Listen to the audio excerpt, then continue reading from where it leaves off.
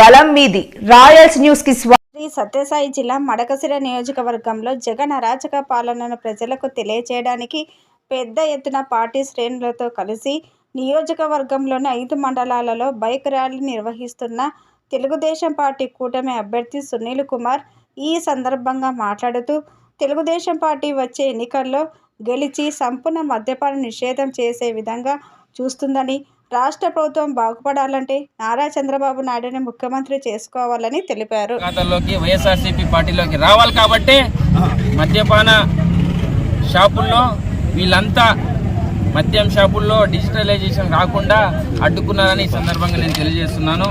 అదేవిధంగా మీకు తెలుసు, మడకశిర నియోజకవర్గం అనేది కర్ణాటకకు ఆనుకున్నటువంటి ప్రాంతం. ఈ ప్రాంతంలో విచ్చలవిడిగా బెల్ట్ షాపులు, అక్రమ మద్యం కర్ణాటక నుంచి తీసుకొచ్చి వాళ్ళ నాయకులు, వైఎస్ఆర్సీపీ నాయకులు కావచ్చు.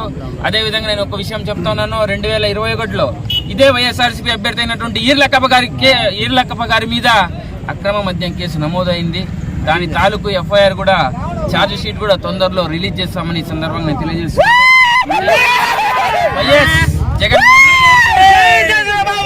సోదరుడు అయినటువంటి అనిల్ రెడ్డి గారు, ఈ తతంగమంతా నడిపినటువంటి వ్యక్తి జగన్మోహన్ రెడ్డి గారి సోదరుడు అనిల్ రెడ్డి గారు.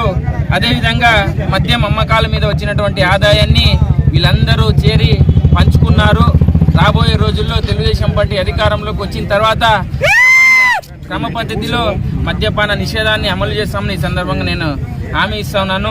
మీ అందరికీ తెలుసు, తెలుగుదేశం పార్టీ అధికారంలో ఉన్నప్పుడు జాతీయ రహదారులు వెంట, స్కూళ్ళ పక్కన ఎటువంటి మద్యం షాపులు ఉండొద్దని ఆ రోజు సుప్రీంకోర్టు మార్గనిర్దేశాల ప్రకారం రాష్ట్ర ప్రభుత్వం చొరవ చేపట్టింది.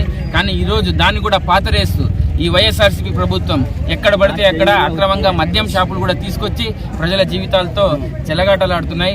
దాదాపు 32,000 మంది ఈరోజు వాళ్ళ జీవితాలు నాశనమైనాయి. ఈ నాశనానికి ప్రధాన కారకుడు వైఎస్ జగన్మోహన్ రెడ్డి అని ఈ సందర్భంగా నేను తెలియజేస్తున్నాను. ఎన్నికల్లో కూటమి ప్రభుత్వం అధికారంలోకి వచ్చి ఈ జగన్ ట్రబుల్ ఇంజిన్ సర్కార్ పోయి ఎన్డీఏ డబుల్ ఇంజిన్ సర్కార్ వస్తుంది. ఏంటి ట్రబుల్ ఇంజిన్ సర్కార్ పోయి డబుల్ ఇంజిన్ సర్కారు ఆంధ్రప్రదేశ్లో, అలాగే దేశవ్యాప్తంగా ఎన్డీఏ కూటమి అధికారంలోకి రాబోతుంది.